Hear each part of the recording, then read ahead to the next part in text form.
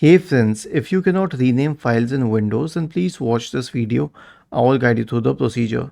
So let us say I had to rename this file. Right click on it, select show more options, select properties, and then go to the security tab.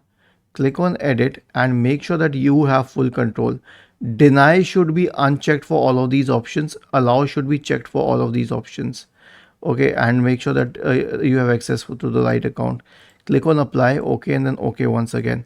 And here's one more advice: when you're renaming a file, make sure that you don't use any exclamation mark, hyphen, any apostrophe, etc. While many of these characters are accepted, but it is better to be on the safer side. Just use letters and numbers and name it as a usual file. You will be able to rename it. Try a different name and use a short name. Don't use a very long name. Was this helpful? If yes, then please subscribe to the channel. If not, then let us know in the comment section of the video on how we could help you further. Thank you for watching this video and have a nice day.